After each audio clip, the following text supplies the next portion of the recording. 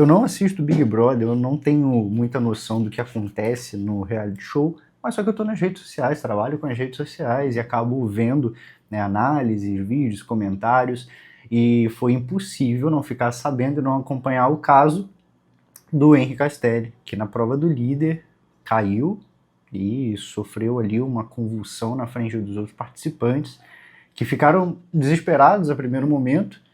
Apenas um deles, eu não me recordo quantos estavam competindo, mas apenas um saiu do seu lugar e foi prestar alguma ajuda, algum tipo de socorro.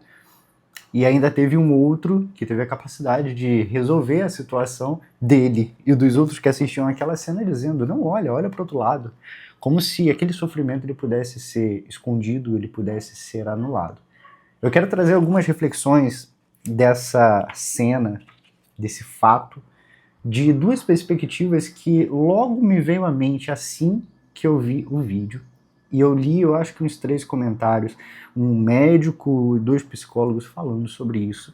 E comentários que levavam para vias totalmente distorcidas, alguns condenando aqueles que não prestaram ajuda, porque lógico, eu acho que isso tem mesmo que nos surpreender, tem que causar um mal-estar em nós. De alguma forma equivocada a gente pode até pensar, se eu estivesse lá eu não faria isso. É sobre isso que eu quero pensar contigo, que eu quero conversar com você. E alguns outros comentários falando, né, da falta de preparo, do reality, da demora, do socorro. Mas eu quero caminhar contigo a partir desse texto aqui do Viktor Frankl, de um livro que eu indiquei para vocês já, que é um lançamento da editora Sinodal, que tem uma tradução de novos textos do Frankl, sentido liberdade e responsabilidade, e especificamente esse livro ele traz textos diversos, e esse texto aqui, que fala sobre a análise existencial e os problemas da atualidade. Olha como que o Frankl era gênio, né? Porque esse título aqui vai falar de problemas da atualidade, ele está escrevendo mais ou menos ali 1960, 70, esse texto, se eu não me engano, e a gente está aqui em 2026 recorrendo a esse texto para poder falar de um fato que aconteceu em um reality show. Olha só, como que o cara é gênio, porque ele faz uma análise específica, você vai ver, do campo de concentração, dos acontecimentos do campo de concentração, e a gente consegue pegar esse texto e trazer para uma análise de um reality show em pleno século XXI, 2026, para ser mais específico. E aí, são 2 tópicos que ele vai escrever dentro desse texto que eu quero trazer para a nossa reflexão. Primeiro, ele vai falar sobre a obrigação coletiva e depois a culpa pela adesão a um coletivo. O que seria essa obrigação coletiva? Entenda bem, nem toda culpa requer sobre nós responsabilidade. Em algumas circunstâncias, nós somos culpados por situações em que não podemos assumir responsabilidade. E essa culpa, ela vem sempre carregada por outros, ela é externa. Nós só podemos ser responsáveis por aquilo que nós conseguimos assumir como responsabilidade nossa. Isso significa que não há nenhuma possibilidade, psicologicamente falando, de alguém atribuir sobre nós responsabilidades. Podem atribuir sobre nós culpas. Responsabilidade é sempre algo pessoal, que eu preciso assumir reconhecendo valores e sentido. Sem valores, sem sentido claro, eu não posso me responsabilizar. Por quê? A responsabilidade ela requer um fator fundamental no comportamento daquele que se reconhece responsável, que é a mudança. Já a culpa nos coloca sempre submetidos a situações que nós olhamos, assumimos a culpa e não empregamos uma mudança. Por quê? Porque não há um reconhecimento genuíno de que aquilo passou por uma responsabilidade minha. Eu espero que esteja ficando claro. Então a culpa ela é sempre algo que vitimiza, que pressiona, aprisiona. Enquanto a responsabilidade, ela pode vir carregada por uma culpa pessoal, mas ela precisa ser pessoal. Eu preciso reconhecer para que eu possa dar um passo rumo à mudança. Pelo reconhecimento que eu vi de que eu fui responsável, que fiz uso equivocado da minha liberdade. Então, nessa obrigação coletiva, o Frankl vai trazer essa reflexão, presta bastante atenção. Mesmo sendo pessoalmente inocente pelo que uma nação a qual eu pertenço cometeu nos acontecimentos mundiais, ele está se referindo à Alemanha, especificamente ao nazismo, sou solidariamente responsável pelas consequências desse crime. Veja, eu não sou o culpado, porque inclusive ele foi preso nos campos de concentração, ele não era culpado, coitado, ele era um dos presos, ele sofreu aquele martírio, ele sofreu toda aquela ditadura, como que ele poderia ser responsável? Mas, diante daquela nação alemã, diante de compreender que nem todos os alemães eram e são nazistas, nem todos apoiaram e até hoje apoiam o nazismo, ele se responsabiliza solidariamente. Eu me responsabilizo, e como que eu me responsabilizo? Através dos valores, através do sentido. Reconheço o que a história me conta, reconheço o mal que essa nação fez, a nação a qual eu pertenço, e eu não quero que isso se propague, eu não quero que isso se repita. Então eu vou assumir uma postura de defender esse povo, de assumir a responsabilidade com discursos e com comportamentos que possa proteger outras nações, a minha própria nação e a história, de cometer os mesmos erros. Eu me faço corresponsável do erro, da culpa cometida. Isso é muito importante, porque nós vivemos em um mundo que aquele reality show, naquela cena específica, prova para nós. O que importa é o individualismo. E o que isso tem a ver com aquela cena? Nenhum daqueles participantes são culpados pelo Henri Castelli ter caído, por ter convulsionado. Nem mesmo são culpados por não terem prestado socorro. Mas o quanto eles podem se assumir responsáveis por não ter dado o socorro imediato. Entenda o entrelaçamento entre a consciência da situação e o comportamento que gerou aquela situação. Olhar para trás e ver que poderia ter feito diferente já é assumir uma responsabilidade diante daquilo que aconteceu e que eu não fiz o que tinha que ser feito, eu não me comportei como realmente aquele momento pedia que eu me comportasse, diante de um sofrimento humano, diante de uma agonia, diante de uma queda, de uma ajuda que eu precisava prestar. Na verdade, eu fiquei preocupado com a minha posição, eu fiquei preocupado se eu ia ser líder ou não, se eu ia ganhar a competição ou não. E aí, eu abro aqui um parênteses para trazer uma reflexão através de uma outra chave de leitura que eu me recordei, que é aquela série, não sei se você já assistiu, Round Six. Cara, aquela série eu vi encarnada naquela cena do Henri Castelli. É louco, né? Porque a gente não tem, às vezes, a dimensão e a noção do quanto a realidade ela está impressa ali na ficção. Ah, é só ficção, é só uma interpretação boba. Não é, não é. Olha, o Round Six, para quem não assistiu, resumindo sem dar spoiler, é um jogo onde reúnem-se pessoas. Essas pessoas, elas são colocadas, trancadas dentro de um lugar, bem dentro, assim, da característica do Big Brother, e elas precisam passar por fases do jogo para ganhar um prêmio em dinheiro. Só que esse prêmio em dinheiro, ele vai aumentando conforme as fases vão passando, e as fases passam conforme os competidores são eliminados. E o que é a eliminação nesse jogo? É a morte dos candidatos. Quanto mais morte, maior o valor em dinheiro, menor o número de participantes competindo e avançando para as outras fases. Se você não assistiu e consegue suportar cenas de violência e de sangue, eu recomendo que você assista. Se não, é melhor nem ver. Mas essa série, ela dá exatamente um caminho de interpretação pra gente, para perceber como que muito vale, tudo bem que lá no protagonista a gente sabe que no Round 6 não é bem essa concepção, mas nos outros, na maioria dos jogadores, quanto que vale aquilo que eu quero conquistar, a minha individualidade, em relação ao coletivo, ao bem coletivo. E aí tá a linha tênue entre a culpa e a responsabilidade. Eu começo a assumir para mim aquilo que um maior impôs. O que o maior impôs? Olha, você precisa eliminar os outros para que você possa ganhar. E aí a culpa, ela surge daí, quando não se tem consciência do que foi feito. E não se pode avançar, não se pode dar o passo para essa responsabilidade. E sem a responsabilidade não há a mudança e não há a consciência. E muitas vezes, nem mesmo essa culpa ela é reconhecida por quem viveu aquele cenário. Porque, eu fiz o que me mandaram, eu só fiz, na verdade, o que precisava ser feito naquela situação. Aí o Frankl avança para o segundo tópico, que é a culpa pela adesão a um coletivo. E se você pensa que o Frankl, como sobrevivente do campo de concentração, vai dizer realmente essas pessoas precisam ser condenadas porque não ajudaram o Henri Castelli, porque ele quase morreu, porque ele está até hoje no hospital. Virando lá para o Round 6, o Frankl diria, hipoteticamente, quem apoiou o nazismo, todos aqueles que estavam como soldados no campo de concentração, inclusive presos no campo de concentração que roubavam outros presos e tentavam sobreviver, todos esses precisam ser culpados e responsabilizados e condenados de alguma forma. Não. Esse pensamento destrutivo, esse pensamento condenatório, ele pertence a nós, que estamos aqui no nosso escritório, na nossa casa, não estamos lá no Big Brother, não estamos na cena de fato, mas ficamos aqui somente analisando e refletindo. Quem está lá dentro, o cenário é outro, a visão é outra, as emoções são outras. E aí é o que o Frankl nos faz refletir. Ninguém adere a uma nação, portanto, não posso ser responsabilizado por casualmente pertencer a uma nação que, por exemplo, declarou uma guerra criminosa. Olha, a gente vai aderir a um partido, ele continua falando.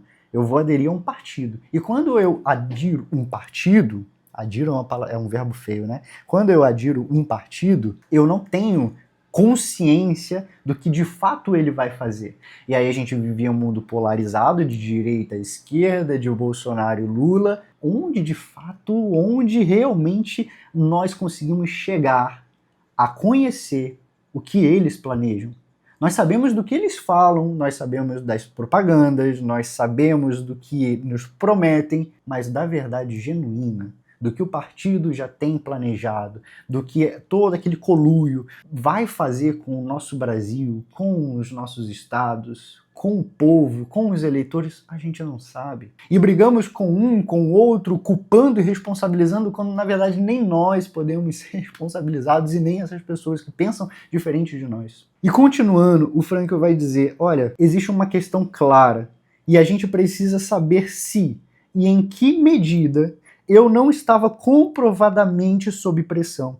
E se essa adesão pela qual sou responsabilizado não foi algo mais ou menos forçado, involuntário, e nesse sentido algo que não estava inteiramente ao alcance da minha liberdade, nem inteiramente sob a minha responsabilidade. Em outras palavras, se eu não tenho conhecimento total da verdade que somente aqueles que estão no poder, somente aqueles que de fato elaboram a ideia, colocam em prática e disseminam sobre o povo um ideal, um grito político de revolução, né, de impulso e de contágio psíquico. Se a gente quiser falar da fenomenologia, esse termo é muito importante, não dá para explorar aqui, mas em outro vídeo a gente pode trabalhar o contágio psíquico, o quanto as emoções elas tomam conta das pessoas que vão se infiltrando e vão se conectando umas com as outras na ideologia, no partido, e vão repetindo slogans, vão repetindo ideias que não são delas, a priori. E por isso não podem, em última instância, ser responsáveis, ser responsabilizadas. Primeiro porque não pertence a ela, ainda que ela faça parte, aí a gente volta lá em cima, a pessoa precisaria reconhecer isso e se solidarizar com responsabilidade. Mesmo que não tenha partido dela todo o mal que foi feito. Lá na cena do Big Brother, o que agora faria com que, eu até comentei antes, faria com que aqueles participantes reconhecessem e pudessem ser responsabilizados por eles mesmos? Eu poderia ter feito diferente, eu poderia ter prestado uma ajuda, eu poderia, né, não ter falado para os outros, não olha para o outro lado. Eu poderia ter saído do padrão, do mecanismo de importar com a liderança, com o valor final, porque o que está em jogo não é só a liderança, mas é o prêmio final, é o dinheiro.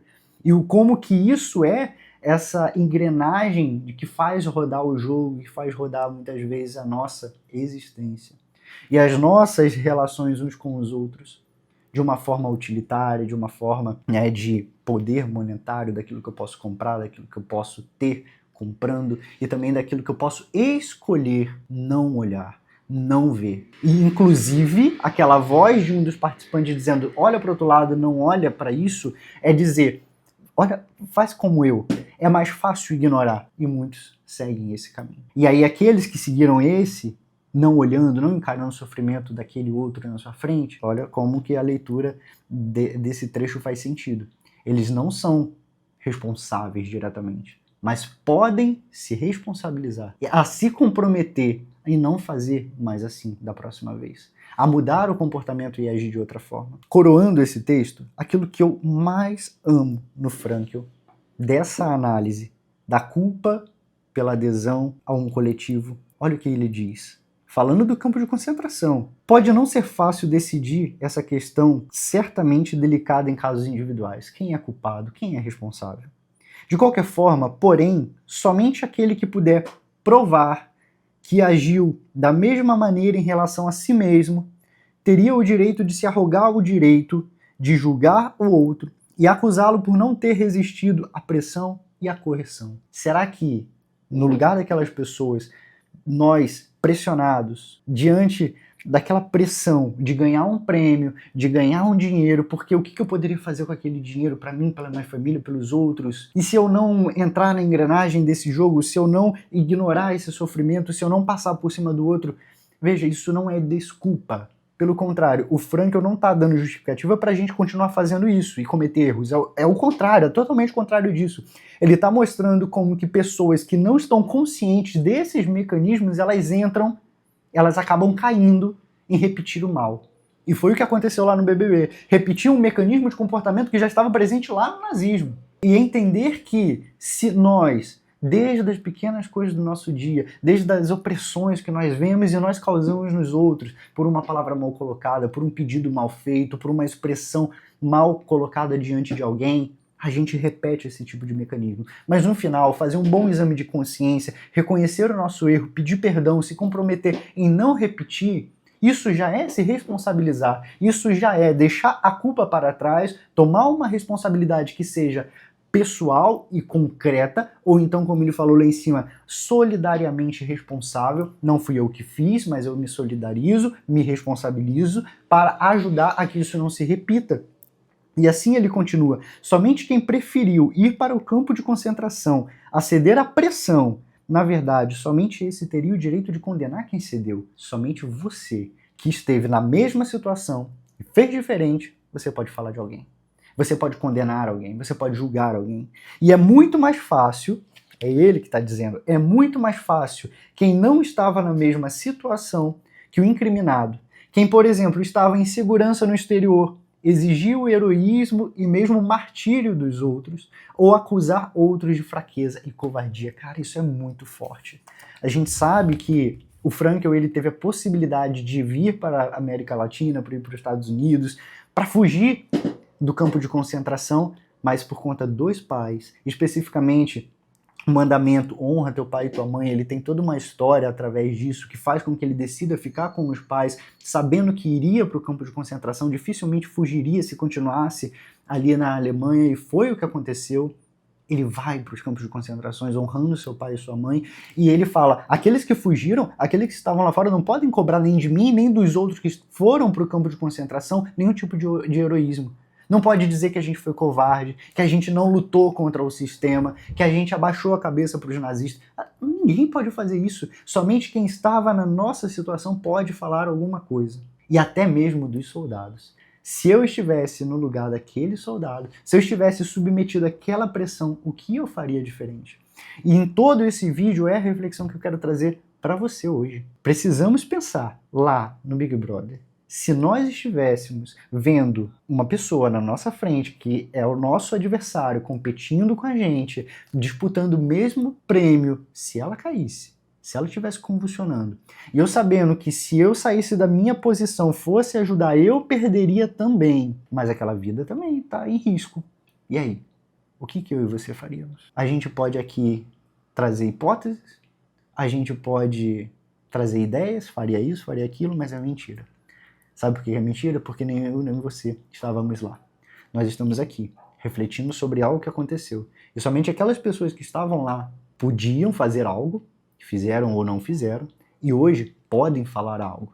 Podem, de verdade, entender o que foi feito, o porquê, o que pode ser repetido e o que não pode, assumir uma responsabilidade, seja ela pessoal ou solidária, e abrir mão da culpa, porque a culpa não leva a nada, não leva a lugar nenhum, pelo contrário, aprisiona. E não nos ensina a avançar, pelo contrário, só retroceder. O culpado sempre quer se justificar, o culpado sempre se vitimiza. O responsável, pessoalmente ou por solidariedade, ele quer dar passos e ele quer trabalhar para que a história não se repita. E aqui fica essa reflexão diante de todo o mal que acontece na nossa história, socialmente, culturalmente falando. O que nós podemos assumir como responsabilidade nossa e lutar para que o bem prevaleça e para que a vida ela continue sendo possível de ter sentido. Muito obrigado por você ter ficado até aqui. Esse vídeo hoje foi longo, é um assunto que eu gosto muito, então deixo mais uma vez a indicação desse livro aqui do Frankl e esses outros dois. Esse daqui eu vou fazer um vídeo depois também falando basicamente só sobre ele, porque esse livro ele traz muito desses mecanismos pós-libertação. É um livro de cartas e de textos assim que o Frankl ele sai do campo de concentração. O título é Chegará o Dia em que Serás Livre, da editora Quadrante, cartas, textos e discursos inéditos. E o Frankl vai falar da depressão que ele tem assim que ele sai, né, desse desgosto pela vida, porque a gente tem a ideia de quando alguém sai, né, de um terror. Imagina, você sai do campo de concentração, seria o dia mais feliz da sua vida. Na verdade, o Frankl ele fala que ele se depara com um mundo vazio, porque agora é ele e ele, todas as memórias daquilo que aconteceu, ele é um sobrevivente entre mais ninguém da sua família. Então é um livro bem pesado, mas que conversa muito com o que a gente falou aqui. Ele faz as reflexões também sobre outras figuras do campo de concentração, como os soldados, com a relação dos comportamentos, né? E Em Busca de Sentido, como sempre, se você ainda não leu, leia, se você já leu, releia. Em alguns momentos ele comenta também sobre a diferença entre o herói e entre os carrascos dentro do campo de concentração.